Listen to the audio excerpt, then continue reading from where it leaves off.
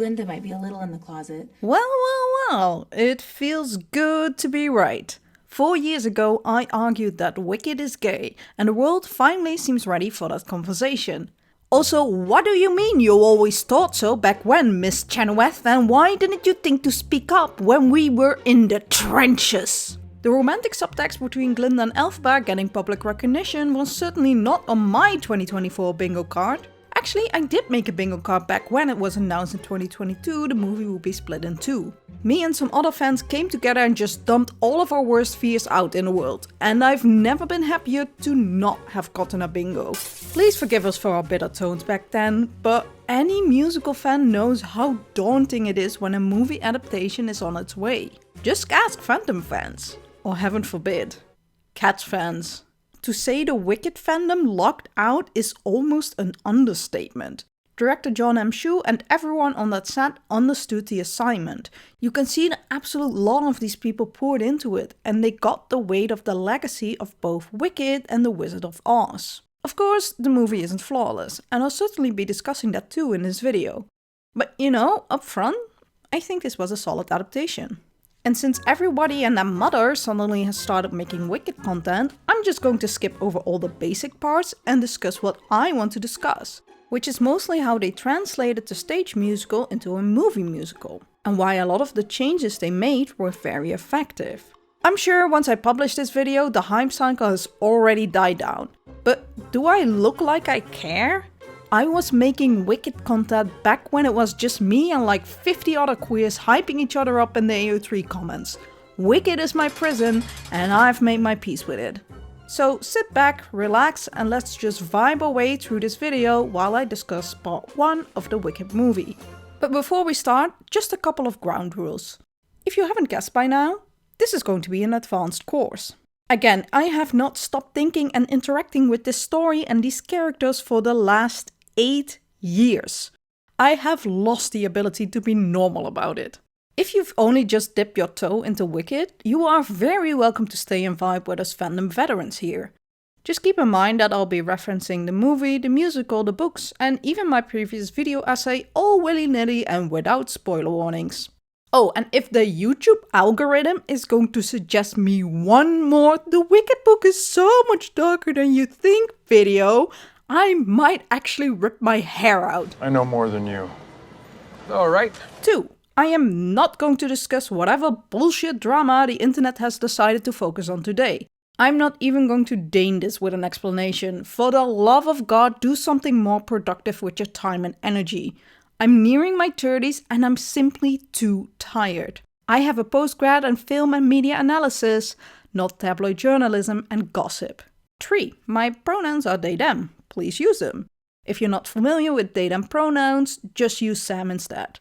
That's my name. I like it a lot. I chose it for a reason. And if you're going to use gender terms for me, do it in a way that's fun for me. Use king instead of queen or bastard instead of bitch. Thank you. Everyone up to speed? Alright, let's roll. Perhaps a weird one to start with, but I need to get this out of my system first, because oh my god, they use leitmotifs in other songs. Which sicko thought of that? Let me kiss you on the head. In particular, the For Good motif they play right as we see a close-up of Glinda reminiscing about her time with Elphaba. You can hear the notes of the I have been changed bar. Yes, I gasped out loud in the theater when I first heard it. This is part of the song Arrival at Shiz University on the score, by the way. It also features the Unlimited leitmotif, Shoot Me Now. Also, before anyone comments how the Unlimited leitmotif is lifted from Over the Rainbow, yes I know, and so does everybody in this class. Yeah, the time knife, we've all seen it. Again, advanced course. Your trivia might be fun for normal people, but in here, this is the kind of material you're expected to know by heart. The other time I gasped in the cinema was when I heard the For Good leitmotif on piano just before the girls start their gay mating ritual. Excellent placement. Yes, I cried real tears. Getting close-ups of that scene was really an experience. Of course, those are not the only time you hear leitmotifs. You can hear them throughout the score. For instance, you can hear the Thank Goodness leitmotif when Galinda changes her name to Glinda in front of the crowd. And in All Around Something Bad and Ozian Invitation, you hear the Goodness Knows the Wicked Lives Are Lonely leitmotif. Ow, ow, ow. So I highly recommend listening to the entire motion picture score at least once. If only to get the listening time up a bit. Come on people, where's your appreciation for the score compared to the soundtrack? It's downright insulting to see such a monstrosity of a gap. To all the Dutch people watching this, the score screams Efteling. It's magical, it's fantastical, it's whimsical, it's full orchestra glory. And I'm an orchestra loving bastard, so I should know. They had some big shoes to fill, but somehow they enhanced the iconic musical score and translated it so well to a movie score. Kudos all around. Let's not dawdle and instantly jump into the part that I think the movie absolutely nailed, namely the usage of places. Arguably the biggest obstacle translating a stage production to the screen is that you have to fill the dark, empty stage with tangible places. We're no longer in the theater of the mind, where a single prop functions as a location indicator. Movies need to establish a clear sense of where a scene takes place. Also described as the mise en scène, to use an annoying "I am a film graduate" term. And No One Mourns the Wicked could have been such a hurdle in this regard. When Glinda enters the scene in the musical and starts to deliver the news of Elphaba's death, it feels like she is speaking to all the people in Oz at the same time, even though there are like 20 people on stage. Meanwhile, the movie has this enormous set with hundreds of extras celebrating the witch's death, and yet we as the audience can see that this is a small town. That's what I mean with needing to establish places. No One Mourns the Wicked even gets an additional layer because of this. Gauging from the size of the town, you suddenly start to think, oh shit, does she have to go town to bring this news? That is brutal. Another part of No One Mourns the Wicked that could have easily been messed up is when Glinda tells the tale of Elphaba's birth. In the musical we see the events unfold while Glinda is still on stage. She is our narrator throughout the flashback. Same thing happens in the movie. But of course, Glinda isn't actually part of the flashback. The movie cuts to it. She narrates a couple times through voiceover, and only once do we cut back to Glinda, very briefly, skipping over the 9-month pregnancy and switching to a different place, from the living room where the affair happened to the bedroom where Malina gives birth. The movie even managed to add a scene of Elphaba's childhood without it becoming jarring. In a short amount of time, it establishes several things. How Dulcibert is the only one who cares for Elphaba, how she's an older sister to Nessarose, the way Elphaba gets bullied for her skin color, how she has magical powers that are linked to her emotions, and Nessa being the clear favorite of their father Frax.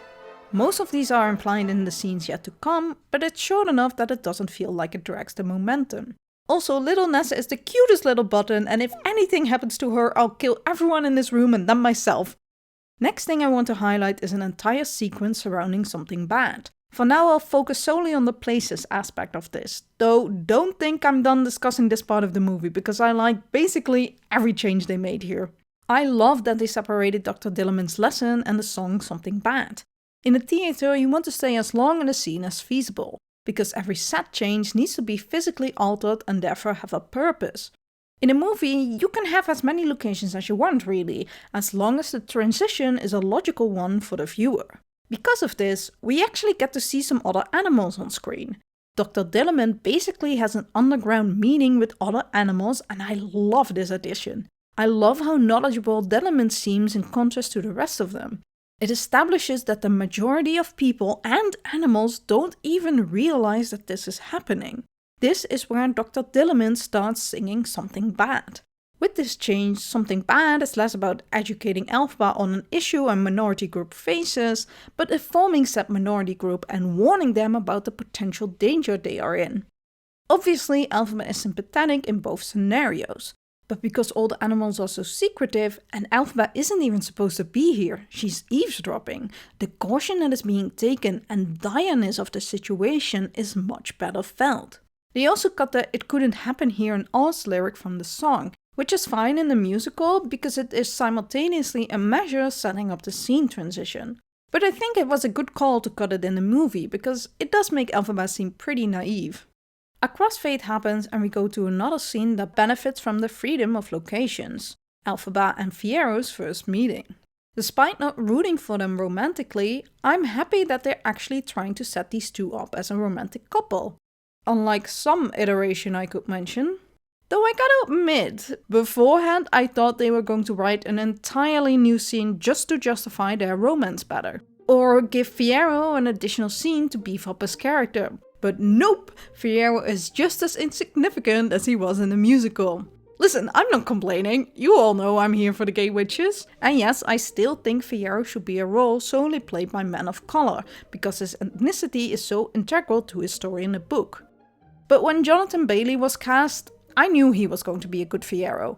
I've seen Bridgerton season 2, I know he can play man whore who falls completely and utterly for a woman who tells him to get stuffed. Get stuffed. It's actually funny how people who didn't know anything about Wicked were deeply surprised and disappointed by how little screen time and development Fiyero got.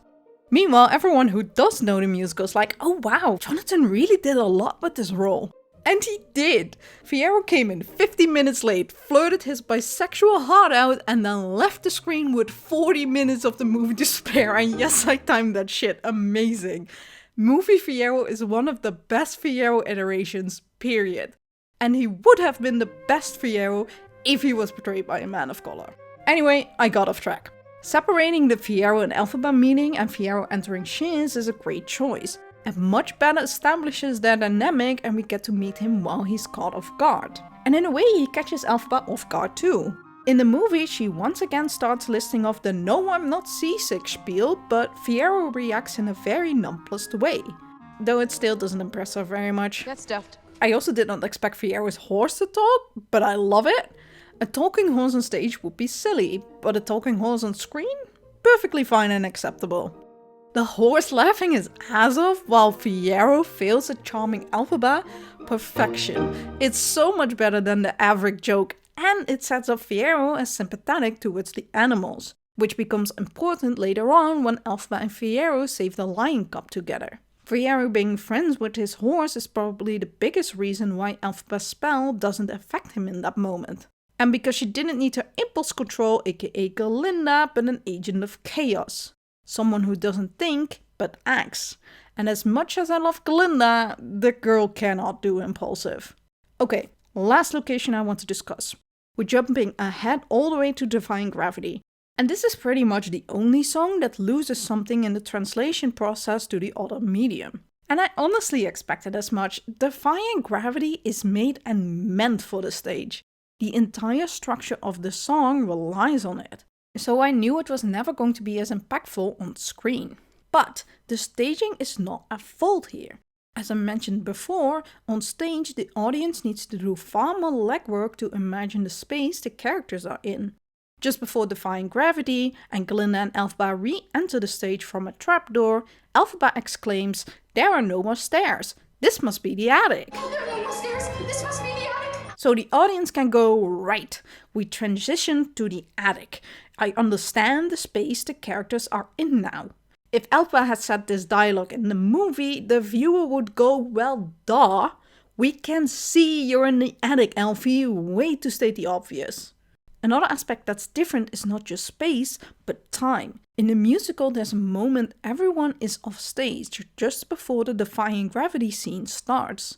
Elphaba runs off, Glinda runs after her, Madame Morrible goes away to start running the propaganda mill, and the wizard orders his guards to capture Elphaba. Meanwhile, the Glinda and Elphaba actresses backstage have sprinted down and huddled up in the orchestra pit just in time to hit the cue where they enter through the trapdoor. I bring this up because time, like space, is far more imaginative on a stage. Given there were a few seconds nobody was on stage, the audience has to fill in how long that time period really was. Given Elphaba and Glinda first have their fight, then Morrible declares Elphaba an enemy of the state, Glinda consoles Elphaba and tries to reason with her, meanwhile Elphaba tells her to kiss her goodbye, that she's going to do something reckless, and then starts casting the levitation spell. The broom gets magic, Elphaba offers Glinda to join her so they can become unlimited, Glinda, enticed by the idea of becoming a power couple together, starts joining in until the reality of it sets in and she gets too afraid to take the leap with Elphaba. She then puts the cape around Elphaba and they tell each each other, they respect the other's choice and hope they are happy. And only then do the guards enter the stage. We can imagine that it was a pretty fucking long trek up to the attic. In a movie, you have to fill in that part when nobody is on stage, meaning you are establishing and visualizing the time and space. So once Elphaba and Glinda are safe from the flying monkeys in the movie, my brain automatically filled in, oh, there are no more stairs. This must be the attic. I guess Defying Gravity is about to start. But wait, Defying Gravity takes approximately 7 to 8 minutes to complete. You know what isn't 7 to 8 minutes long? This corridor I just saw Elphaba and Glinda run through. And the movie agreed with me, because they can't stay in the attic, they have to go to the super attic, so they have enough time to have their gay little fight and their gay little power duet and say their gay little goodbyes before the guards, realistically, can get to them. So no, I do not have any beef with the balloon sequence. That scene is necessary if you want Defying Gravity to work on screen. And once the singing portion of Defying Gravity actually starts, I love what they did with the mise-en-scène. How they start their fight in the dark part of the super attic, but then as Elphaba sings about being true with accepting limits, she moves up the last flight of stairs and goes into the light, her surroundings opening up around her as the idea of becoming free starts taking root. And then staying there as the broom flies up and Elphaba and Glinda sing their hopeful duet.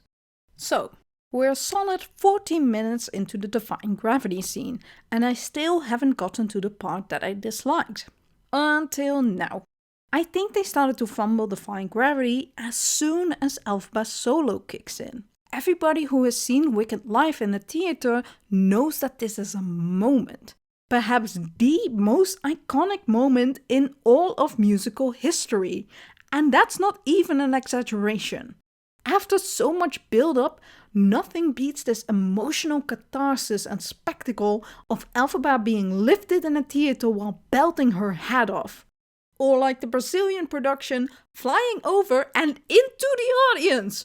I want to bend time and space so I can sit in that Brazilian theater and sing along to Defying Gravity in a language I do not even speak.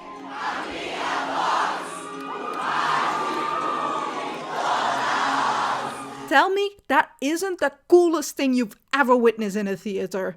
The solo part of Defying Gravity needs to be felt in every fiber of your very being. As soon as Elphaba screams, "I'm the one you want to speak!" You need to be locked in. You need to be trembling in your seat and only realize you stopped breathing the moment Elphaba pumps a broom in the air and it is blackout. It's a power trip. It's a train coming at you with 220 kilometers per hour and all you can do is take the hit. But the movie keeps breaking this perfect momentum that Elphaba's solo needs. As soon as Elphaba shouts, "It's me," what do we get? Elphaba's dramatic ass flies through the single window that isn't broken, respect, but then... What have you done this time? Momentum gone! What are you doing? This is Elphaba's defying and defining moment. There should be no single doubt left in her bone. Why are we getting a childhood flashback right now? It was too late for second guessing 7 minutes ago. Why are we regressing? So yeah, I dislike this moment where she reaches out to her younger self. It's so unnecessary. It completely takes me out of the moment. But I could have forgiven the movie if this was the only break in Elphaba's solo. Surprise, we're getting it 2 more times. When she tricks the monkeys that are chasing after her into attacking the guards, the song stops again. Why? And why are we cutting to the wizard? Oh, we're really cutting away now. Wait, we're getting the memorable speech? Again? Like, yeah, I really appreciate that we get to see where everybody is in this defining moment of the story. But in the middle of the Defying Gravity solo? We couldn't find a better placement for that? And once we pull back from all these micro moments and go back to Elphaba, even the guards need to re-grab the swords from their sheaths. Like, oh gosh, she's still going? And then, to make matters worse, the music stops again and we get these reaction shots of Glinda and the wizard. Even though we already had those 10 seconds ago. Like, stop! In a movie where almost every change you made was better, How do you stumble on the finish line? Like, yeah, you still won the race, so who really cares? But how do you mess up like that on the iconic moment? To summarize, yes to the balloon and the super attic, and yes to Elphaba flying through the only intact window. But if I was editing the next sequence, I would skip the whole falling bit. Just have her fly in front of the guards after she crashes through the window. I don't quite know where to place the memorable speech again, but it could work as an after credits scene. Have the speech again, but this time have all the other characters not present in the palace react to it. That way you bridge that space-time difference and fully stay with Elphaba in this moment. And fuck it, yes to the Emerald City losing all electricity, but no to the reaction shots and that silence. No, no, no! After the city literally loses its power, Elphaba sings her final notes and flies off so I can tremble in my seat and realize I've forgotten to breathe for the past minute, as defying gravity should be. Whew. Now that's off my chest. Let's look at some changes I did like. We just looked at the more visual aspects of the storytelling. Now let's look at some good narrative changes. And I do want to focus on the changes. Songs like No One Wants the Wicked, What Is This Feeling and Popular were all spectacularly translated and adapted to the screen. But beyond that, there weren't any changes and therefore not much for me to discuss.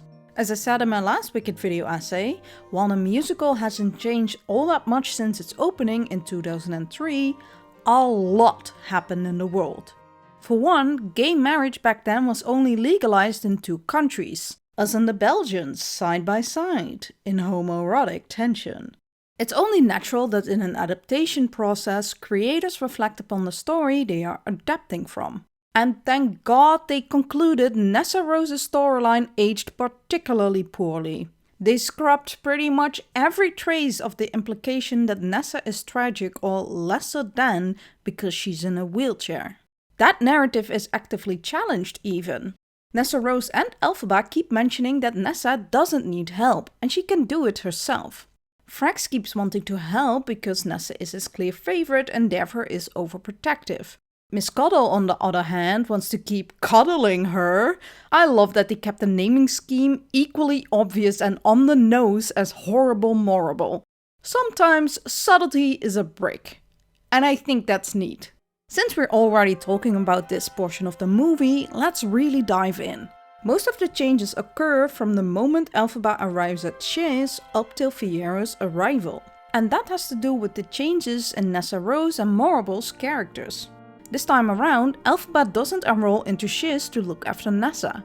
She doesn't get to enroll at all. This is great for 2 reasons.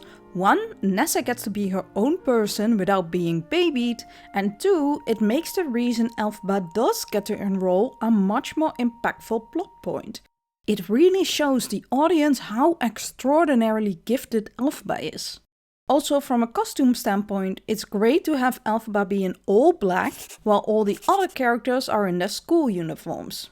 Elphaba is only at Shiz to drop off Nessa, but she's present at the opening ceremony because of Fraxpar's overprotectiveness. And I love that you can see Elphaba wistfully looking around like, oh, I could actually imagine studying here myself.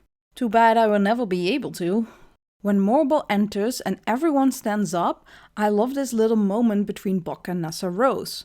Like, yeah, he's a munchkin and therefore of a smaller height, and she's in a wheelchair. Neither of them can see what's going on. Cute! Another phenomenal change is the decision to split Madame Morrible's character into 2.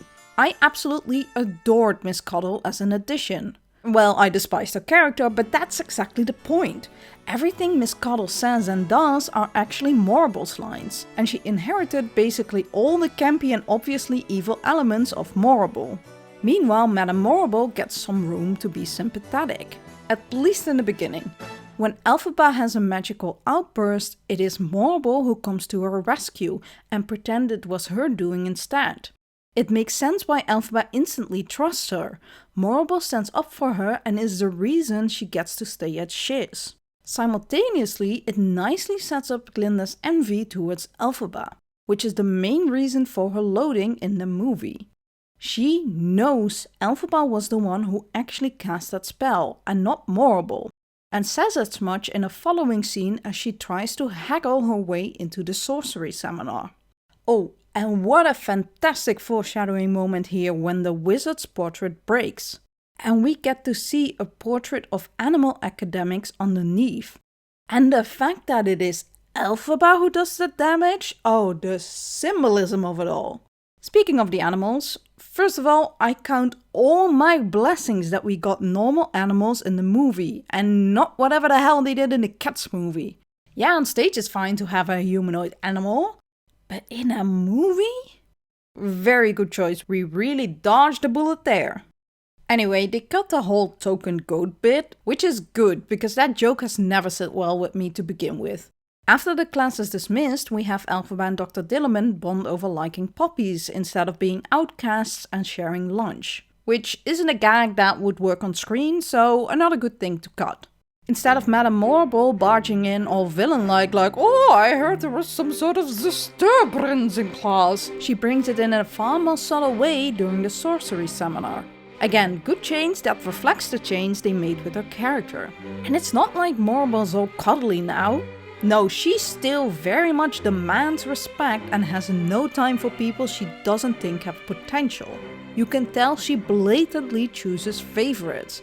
But as a viewer, you're actually a bit relieved that she does, because it benefits Elphaba for once. Morrible, not being outright clockable as the evil one, manages to tone down Elphaba's ignorance as well. In the musical, Elphaba comes across downright naive for her blind faith in the wizard. In the movie, some of that naivete is still there, but as displayed in Something Bad, most of the animals aren't even aware this is happening to them. And because both Morrible and the wizard's villainous traits are toned down for the screen, it becomes far more believable that Elphaba trusted them. This is why the betrayal scene in the palace works so well. Whether you had a feeling or already knew this would happen doesn't even matter, because the movie established in a very good and believable way that Elphaba does not see this coming at all. On stage, it needs to be established what Morrible's role will be for the second act. That's why she saunters in like, "And I am the new propaganda machine," before Elphaba even casts a spell. But in the movie, we can stay with Elphaba's point of view a bit longer. Morrible actually says something very encouraging. I couldn't miss your big moment. Of course, to the people who paid attention, it is clear that Morrible has been harnessing Elphaba's power all along. From the start, it was Morrible's intention to use Elphaba in her political games. And she has fostered an environment where she prods Elphaba just enough that she spirals into negative emotions. All to test out how powerful she is and getting excited by the prospect of being able to wield that power to her own benefit. The wizard only appears at the end of the movie, but I do like that we actually get to spend some significant time with him. I didn't think there would ever be a timeline where I'd find a sentimental man anything but a boring song we have to put up with, because otherwise the actor would truly have nothing to do. But in the movie, I find the song really charming. I don't know if it's Jeff Goldblum's performance or it's his old man miniature art project where he no doubt spends most of his time, but it just is. I also really like the shadow play, both here and in Something Bad. In Something Bad, it is used to obscure the images. They basically function as decoratives until you cast a light in that direction, showcasing how the topic cannot be discussed out in the open. Meanwhile, the shadow play in the palace obscures us from the wizard, so we don't get to see his tricks when he's doing magic. That's another thing I loved seeing fleshed out in a movie. We see much more clearly how the wizard uses his knowledge of engineering and mechanics to trick the audience into believing he can actually cast magic. Because let's be real, technology can really feel like magic. I say to you as I recorded my voice in the past and edited that into a video, which I then uploaded to a magical typewriter that is connected to the entire world, and you can watch whenever you like from the luxury of your own home on whatever magical tablet of your preference. even though we're probably 6,000 kilometers apart and we have never seen each other in real life and probably never will. Considering the Aussians only have a framework of magic and not so much technology before the wizard dropped in, I'm not the least bit surprised that they believe the wizard has actual magical powers. But once Elphaba starts casting from the Grimoire, perfectly designed by the way, holy shit, I love everything about how that book looks, it becomes obvious how fake the wizard's antics really are. His machines stutter and follow patterns. But magic? It breathes, it swirls, it lives, it's organic. All the wizard could do was repeat the name Omaha and do magic tricks that rely on illusions to conjure up a coin from behind Elphaba's ear.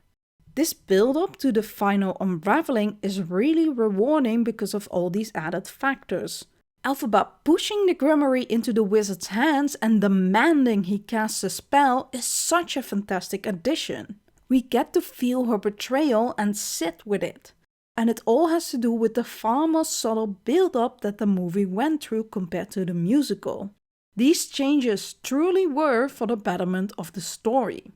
And now for the reason you're here and not the 10 million other Wicked movie videos you could have watched.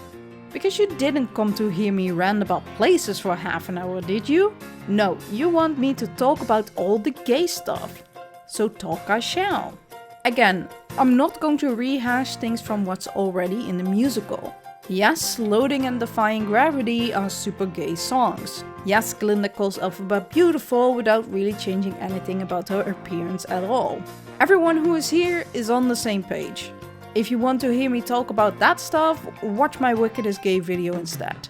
For this video, I just want to look at what the movie added to the gay subtext. Off the bat, Ariana's Glinda totally sells how she's mourning Elphaba while pretending to be happy alongside the Munchkins. This is what all great Glindas do on stage as well, but seeing the close-ups of her hits differently. The effigy coming in and Glinda being expected to burn it is brutal. And then, of course, to complete this stomp to the heart, they had the audacity to play the For Good leitmotif as Glinda reminisces about her time with Elphaba. Funnily enough, these two never truly hate each other in the movie. They admire each other a bit too much for that. In the musical and even in the book, there's an actual period of hatred. A period where they haven't gotten to know each other well enough and rely on their prejudice to judge the other's character. Even in the movie script we get some of Glinda's meaner comments, but they're all cut in the final product. So we ended up with a movie that has a song about loading, while the two who sing it don't even have a period of loading. Glinda is only ever envious of Elphaba because she gets to be in sorcery class and have her heart's desire. Meanwhile, Elphaba is envious of Glinda for having her heart's desire, namely being accepted for who she is. Sure, they rib on each other, but it seems more like a fun social activity they do together. Especially after Glinda's comment of how the artichoke is steamed, and she has this little moment with Elphaba. In this version, it's a rivalry at best. And even then, there seems to be an underlying notion of mutual respect. When Fanny and Shenzhen suggest Glinda should give the pointy hat to Elphaba, she is very hesitant. She only decides to do the prank when Elphaba rests her hands on the sorcery books, and Glinda is reminded of the thing she wants, but Elphaba has. Also during loading, and I'm sure this is just a timing issue and not intentionally, but Elphaba is in fact holding space for Glinda on that chair. Girl, you didn't even attempt to sit on that thing, you waited for your roommate to hip bump you. Anyway, the supposed love triangle is still in place, but I don't know. I don't really think their heart was in it this time. I mean, in the musical it's already half-baked, but in the movie it's clear the girls aren't fighting over Fiyero. Glinda and Fiyero are fighting over Elphaba. Like, I genuinely don't know how else to interpret what they portrayed on screen. Here we have two characters who are shown to have the entire school wrapped around their little finger from the moment they arrive. And they spent the rest of the story to try and woo the certified loser of the school who doesn't put up with that bullshit. And yes, that was present in the musical too, but not this obvious. All the students at Shiz must be so confused. Oh, speaking of the students, when it was announced that Bowen Yang would be playing Fanny, a girl character, the entire fandom was absolutely dumbfounded what they could possibly be cooking up. Why is she being gender-bended? Oh god, is this another "here, the gays, your representation"? If they're gender-bending her, what else are they going to change about her? And the answer is absolutely nothing. They don't even say his name. Same as Shenzhen, by the way, nothing changed there from the musical either. Maybe the creators didn't want to settle the debate how to pronounce their names. Editing Sam here. Since writing the script, they actually released the deleted scene of Fanny and Shenzhen introducing themselves. And they chose to go with the cursed pronunciation. It's Fanny. And Chen Chen. I refuse to say it like that, and I will gladly die on this petty hill. But you know the one thing they did add? Fiyero briefly flirting with Fanny, leading me to the only correct conclusion that they decided to gender-bend Fanny solely to show Fiyero is a raging bisexual. And I respect that decision. Since we're on the topic, name a romantic lead who is more insignificant than Fiyero. Like I said, he doesn't come into play until the 50-minute mark, and then leaves before they go to the Emerald City and the two girls get massive character development for the next 40 minutes. And he only gets a final reaction shot with the rest of the Left Behinds. Incredible. This is not Fiyero's world and I don't think anybody minds. Despite that, I do genuinely think Fiyero is already more significant than his musical counterpart. Not that that was a particularly high bar or anything, but from the first meeting, I can totally see at least Fiyero's intrigue for Elphaba, which then slowly develops into more. But the other way around? She just seems straight up annoyed with him. Like they add Fiyero waving to Elphaba in the library and she just rolls her eyes. In the musical, Elphaba isn't in the Dancing Through Life scene because at that point the actress has been on stage for 25 minutes and sung 4 songs basically back to back, and this is the only 6-minute break she gets before the end of Act 1. But in the movie you don't have to account for stage time, so Elphaba is in this scene. And then she isn't, because she's so annoyed by this display she legitimately gets up and leaves. They also skip the whole "this silly rich boy" dialogue when Elphaba is talking to Nessa, which is said with annoyance, but still signals she is worked up about it. In the movie she's just like, whatever this is, leave me out of it.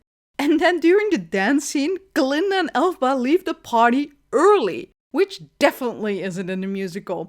They stay till the scene transition, indicating to the audience they danced the entire night, together with Fiyero. But that wasn't gay enough for the movie, oh no. They need to run off together at the height of the song after their gay little hug and the gay little mating ritual and the gay little flash forward to the For Good leitmotif, and how dare these little gays make me cry.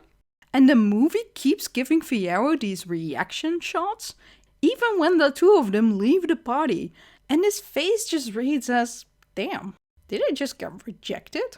Twice? Anyway, Popular was just as good as it was on stage. Way back I argued that Popular could probably only work as a montage, because in theater it's so heavily reliant on the audience laughter, and you'd miss that on screen.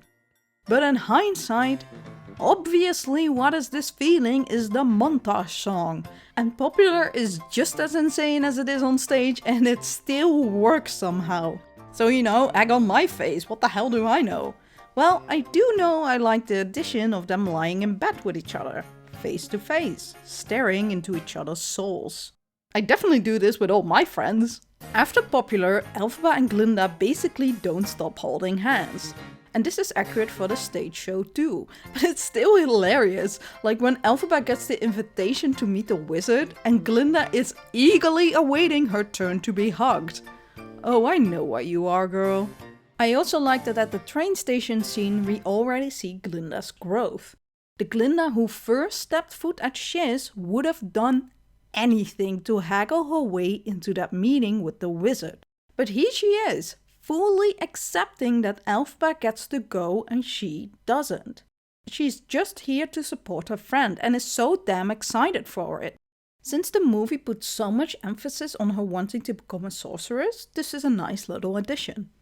Also just something about Glinda writing she hopes Elphaba gets her heart's desire, and that is what triggers Elphaba to invite Glinda. In the musical, the invite is very much genuine, but it happens right after Glinda is upset, which is played for laughs. But I don't mind it as much as we get that wonderful hug. What can I say? When it comes to Gelfie, I'm easy to please. But I am noticing that I'm starting to get repetitive. I like this and I like that too. So just as a blanket statement, if I haven't mentioned your favorite gay glance or handhold moment yet, just assume I loved it. Now for a change with some substance. As I mentioned, Glinda wanting to become a sorceress is more accentuated in the movie. What else gets more emphasis is Morble's dislike for her. Again, as you should know class, this is very much present in the musical. But the reason I think it's more noticeable in the movie is because of the Morble and Miss Cuddle's separation. Morble isn't mean to Elphaba, not even a little bit. So the contrast with how Morble treats Glinda and Elphaba becomes much starker. Though they did add some gut-punching lines. Actually, I have no faith in you. We're shown that the wizard and Morble are only after Elphaba's power, and cast Glinda very much aside. The wizard in the musical has absolutely no problem to take Glinda under his wing. Movie wizard though? And hey, if it'd make you happy, possibly your friend. Hey, so I've noticed some vibes. So if it convinces you to stay, we can arrange something for your friend, roommate, gal pal. I can't believe I just watched Glinda literally being used as a bargaining chip for Elphaba to stay. Which is nothing to say of Morble's reaction when she enters the palace and says she couldn't miss Elphaba's big moment. Neither could you, I see. The disdain. Oh, she is so done with this girl. For months she had to put up with Glinda and Elphaba's antics, was even woken up at night by her star pupil, that she has to allow the student who's been bugging you to no end to join the sorcery seminar. Either that or your whole nefarious plan will go down the drain. Can it wait till tomorrow? Nah. Tonight. Better grab your coat, madam. We're going to a bar.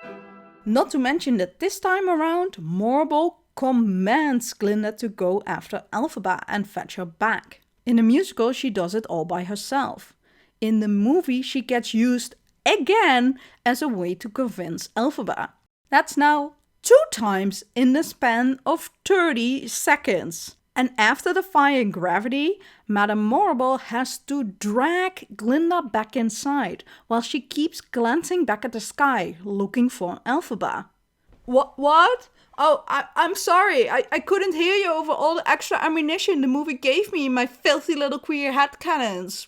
Honestly, it's not even the movie, but the buzz around Gelfie that has really surprised me. I wasn't kidding when I said at the top of this video that Gelfie is getting public recognition. Ariana Grande in particular seems to have caught the bug. Actually, it's more than public recognition. Public acceptance even. What do you mean we can now talk openly about the stuff without scorn or disinterest? I remember a time where everyone would flip out over Elphaba and Glinda actresses being more affectionate in the final performances. Then it became writing I love you on each other's backs during multiple shows. Now the Glinda and Elphaba actresses are just full on making out. It's always the touring leads, isn't it? Or the Germans. The Germans were already doing the shit back in 2010. And in costume. So forgive me for being a bit stunned that apparently we're allowed to openly talk about Gelfie now. The entire existing fandom missed that particular memo. And it's not like people never knew about the underlying romantic tension between Glinda and Elphaba. But few actively shipped it. That was very much hidden under wraps. And I should know, I've been an active participant in this fandom for over 8 years now.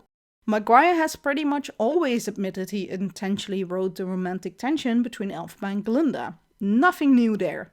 But his language around it has certainly gotten more explicit. Of course you're here. Yeah, so it's not necessarily that the movie is gayer than the musical or even the book. It's just still gay. And it's always been gay, right down to the L. Frank Baum books. So don't even come to me and say I'm turning Wicked gay, because Oz has always been for those who search a home somewhere over the rainbow. If you made it this far, I'm assuming you have an equally insane amount of thoughts on this movie.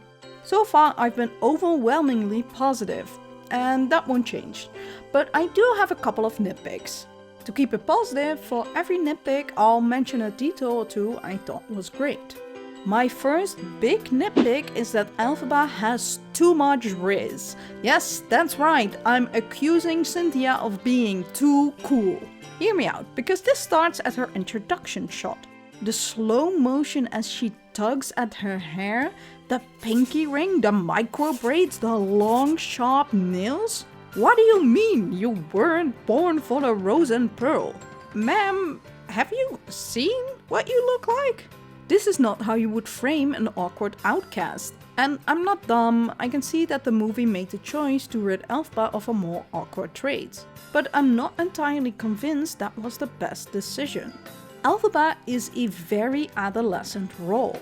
It screams late teens/early 20s. She lashes out and is rash and defensive and speaks before her turn. But in the movie that is all mellowed down. Her first outburst is barely an outburst at all, especially when compared to some performances on stage. No, I'm seasick! Yes, my eyes been green! No, I didn't eat grass as a child! Elphaba! Oh, and this is my younger sister, Nessa Rose. As you can see, she's a perfectly normal color! That is an outburst. And after her barely outburst, she even says to Nessa, I shouldn't have sprouted off like that. "You mean calmly talk to the people around you that they're being rude for staring and making assumptions?" Okay. At points like this, I think the movie would have benefited if they let Elphaba be less of an adult who seems very assured of herself and just have her be an awkward early 20-year-old. Listen, in an alternate universe where things work out differently, I love a more mature and level-headed Elphaba. I've written adult Elphaba like that before. Trust me, I see the vision. Cynthia, we should talk, but not at this point in her journey. It is far more impactful if we see those insecurities slip through every now and then, because later on in the story it will show how much she has grown. Like when Morrible denounces Elphaba as an enemy of the state. I love it when Elphaba's on stage show how she is very firm in her decision, but still absolutely terrified. Because it is. It's a terrifying decision to have an entire nation turn against you and still believe in your moral crusade. But in the movie, she isn't shown to be afraid even a little bit. I'm not afraid. And it's especially jarring that Elphaba is more confident here than, oh, I don't know, her defying gravity solo. Elphaba's outbursts are narratively important because those become her ultimate strength when she defies the wizard and even gravity itself. I don't know, it's not that it bothers me massively, but I just think Elphaba was played a bit too adult at certain points. Just have her be awkward and more insecure at like 3 points in the movie and you're golden. Editing Sam jumping in real quick to say that on a meta-textual level, I very much understand why Cynthia, as a black woman, went with this very downplayed and measured rage instead of doing what is staged in the musical. Because she probably knows from experience, she can't rant and rage so openly because she will be punished far harsher for it than, say, if a white woman like Glinda would cause a scene. Even though texturally she wouldn't do that either. Glinda implodes, Elphaba explodes. So the commentary here is on a textual level, and why that doesn't quite work with the build-up towards defying gravity. Because on a meta-textual level, I wholly understand why Cynthia went with the betrayal we see in the movie, and how that quiet raid leads to a boiling point instead. And now, as promised, a detail that I liked. I love that we most likely see Elphaba escaping Kiyamako in what's basically the opening shot, making her the very first person to appear on screen. I can't wait for all the exclusive moviegoers to connect that particular dot and lose their minds. Back to nitpicking. I think I would have preferred Cynthia without the green contact lenses. Fellow Gelfi shipper Leia photoshopped Elphaba with Cynthia's normal eye color, and you could far better see the emotion in her eyes. And she even looks a bit younger, which would have been a benefit in my last nitpick too. Who knows, maybe they thought that double doe eyes would have been too powerful a combination. Or triple doe eyes if we're counting Jonathan Bailey's actual eye color too. As someone who loves brown eyes, I demand justice. I love how they visualize the "Follow Me Down" lyric in the flashback. In the musical, the wizard is on a stage lift being lowered as he sings that. In the movie, they use a piano that goes down the chord. Love it, good solve. Oh, also the Time Dragon clock cameo. Very fun. I don't think this is a super divisive take, but I think Idina and Kristen's cameo was just a bit too much. I did really like how they portray ancient prophets, and I appreciated passing the torch moment. But so much happens on screen in this performance, and I can't keep up. Because we get entirely new lore, absolutely visual overstimulation, while there's an entire subplot between Idina and Kristen, of two divas who try to one-up each other, which then accumulates in the Defying Gravity riff? A moment that is still supposed to happen in this story? Like, what are we doing? The first time I watched this, I couldn't even process what was happening. It was too much for my eyes and ears, and my brain just shortcut.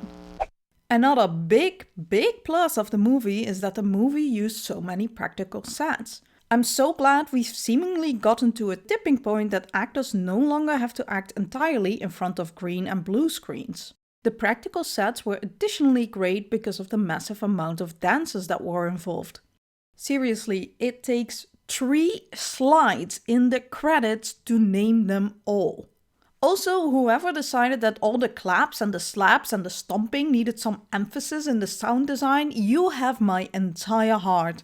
It just sounds so satisfying to have an entire crowd go. So I know the USA has mostly forgotten what a train is.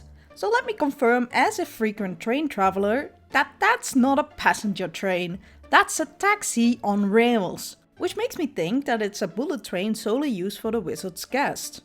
Yes, you heard that correct. The privatization of train tracks. As if I didn't have enough reason to hate the man already. Actually, that would be a very interesting bit of lore, and I've now changed the status of this nitpick into a lore tidbit. That would explain why the train waits like 5 minutes before leaving the station.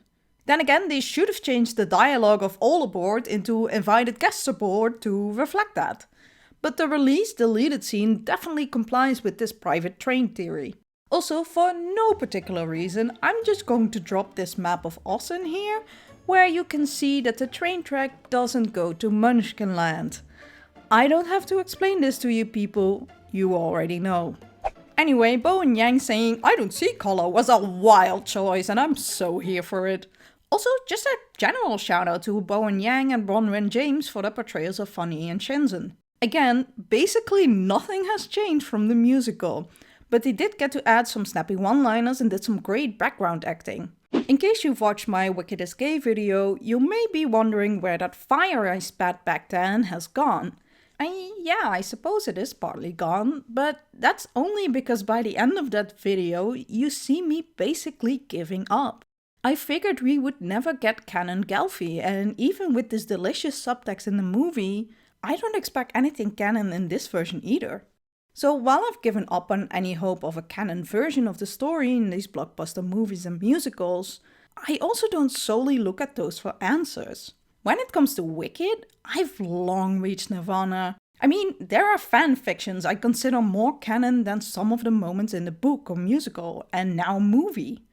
Where do you think Wickedly Queer comes from? That shit was equally out of love as well as spite. I knew going in that the movie would be an adaptation of the musical. I knew we wouldn't get book details I absolutely adore, because for one, I don't think copyright-wise they could even put sold book stuff in the movie, apart from the odd nod here and there. Trust me, everything I critiqued about the musical that hasn't been changed for the movie, I still didn't like. But I don't see why that would stop me from loving the story and these characters in any shape or form. Right, back to the format of this section. This single shot on the lyrics, but Glinda, you're a martyr, and she gets the halo around her head. Oh my god, perfection. Also, I like that Glinda does so much more tossing throughout, and not just when flirting. It's her way to win people over, and it makes the payoff in Popular that much better. Another sort of not nitpick, but while I think this was a fantastic adaptation, it also very much was the easiest act to adapt. Act 2 is a lot more difficult, because all the choices that were made in Act 1 need to pay off. It was also announced Part 2 will have 2 new songs, and we'll just have to see how those pan out. And while I'm pretty hopeful after watching this movie, I still think that Act 2 will be a make or break for the reception of both movies. Anyway, head empty, just Ariana singing Forever. How you hurt your cause forever, It just sounds so American, it really tickles something in my brain. forever. And finally, a nitpick and compliment all in one. Compared to the musical, they handled Nessa Rose's story arc very well, and I think the wheelchair representation is leaps ahead of its musical counterpart. And I'm so happy we finally have an actress who is actually a wheelchair user portraying the role. But I definitely scratched my head when we see Nessa Rose asking people to stop helping her and that she can do it herself. And then the next scene we have Elphaba sing The Wizard and I while taking a path that is the opposite of accessible. What do you mean you have to jump over water and go up and down all kinds of stairs? All these places Elphaba is in are not accessible to Nessa Rose. And sure, we've seen Nessa Rose be in all kinds of locations, so I'm sure in the lore there are paths that are wheelchair friendly and she can access. I mean, in universe they even made all kinds of inventions and adjustments for the animals to use. It goes to reason they would make similar accommodations for people with disabilities. But these two scenes back to back just felt jarring. One of my best friends uses a wheelchair, and I've witnessed firsthand many times how something as a 20cm curb can already cause trouble, let alone staircases. Yeah, so that was my jumbled ramble on the Wicked movie part 1. If you're only interested in my thoughts on the movie, consider this your permission to leave class early. I'm sorry there was barely any structure to this video, but you've probably put me on a second screen or fallen asleep anyway, so who cares? If you want to watch a serious video essay, watch any of my other video essays on this channel, honestly.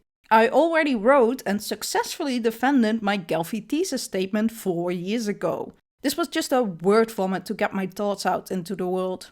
But to close off this video, I thought it would be nice to reflect on a few changes that have happened since I published my Wicked is Gay video 4 years ago. For one, we did actually get some Fieros of color. Applause for the bare minimum. Without jesting, I'm legit happy to see this change. As of writing, we have Ryan Reed portraying him on the West End, and Xavier McKinnon in the second US tour. We also had 2 Fieros of color in 2 non-replica productions of Wicked, in the Brazilian and German one. But wah wah, still nothing on Broadway. Tick-tock, we're waiting Broadway. Take a page out of 4 recent Wicked productions, please and thank you. As I hoped, Brittany Johnson did get to be the principal Glinda. She was on Broadway from 2022 to 2023 and she fucking nailed it. Oh, and the West End followed suit pretty quickly after with their first Glinda of color, Lucy St. Louis. Actually, the current entire UK trio is of color. Alexia Kadim is reprising her role as Elphaba. In the summer of 23, I got to see her and Ryan perform. Lucy was unfortunately on holiday. But both of them were absolutely amazing. I had a fantastic time. Alexia absolutely destroyed No Good Deed, and that's all I want out of an Elphaba, really. Editing Sam jumping in one last time, because these videos take so goddamn long to edit, the new Broadway cast is already on stage. We still have White Boy Fierro, unfortunately, but they finally casted their first principal, Black Elphaba. And they even adjusted Elphaba's wig to have cornrows, no doubt inspired by the movie. But an even thicker glass ceiling that has been broken, an actual wheelchair user plays Nessa for the first time ever in the musical. Truly showing the power of representation by casting Marissa Bode as Nessa Rose in the movie. Jenna Bainbridge is playing Nessa Rose on Broadway and is an ambulatory wheelchair user. Hell yeah! Have so much fun, Jenna and Lencia. May many more follow. Next step, adjusting some of Nessa Rose's lines and rid us of these harmful connotations. And because last time I worried about minorities only being cast as publicity stunts for being the first and getting less buzz for being second or third, I'd also like to add we got another black actress portraying Madame Morrible on Broadway. Welcome to you too, Natasha Yvette Williams. Have so much fun playing this iconic, campy villain. So yeah, some actual progress. I really hope we can keep this momentum so that it no longer becomes newsworthy if a person of color joins the principal cast. It's just that ordinary and normal to have a diverse cast on stage. Also, I would be remiss if I didn't mention my own project, Wickedly Queer. I've seen a lot of comments since the movie release asking when it's coming out, to which my only answer is, I have no clue. I would love if I could time it with the release of Wicked for Good, but realistically, I don't think I can make that. I'll do my best, but if I'm being honest with myself, we're probably looking at 2026 at the earliest. After finishing the first act, I needed to do something else creatively for a while. I have a job and write fanfiction and a gaming channel and this channel and a life outside of creating stuff, I think. Sometimes I forget free time is meant for relaxing and not just working on my projects. So yeah, I basically haven't started with Act 2 of Wickedly Queer. But before you're worrying about me never publishing it, let me prove my track record, because all my published multi-chapter fanfictions are finished and complete. I don't do unfinished or abandoned. I will finish Wickedly Queer Act 2, that is a promise. You just have to have some patience. For you, it's a 10-minute video. For me, it's like 300 hours of unpaid labor I do in between everything else in my life. So, please keep that in mind. And before you ask if I'm going to make a similar video about part 2 of the Wicked movie, we'll see. I mean, probably I won't leave this hell anytime soon, but making videos is my hobby and not my job, so no promises there. Anyway, till the next time these stupid gay witches ruin my life again.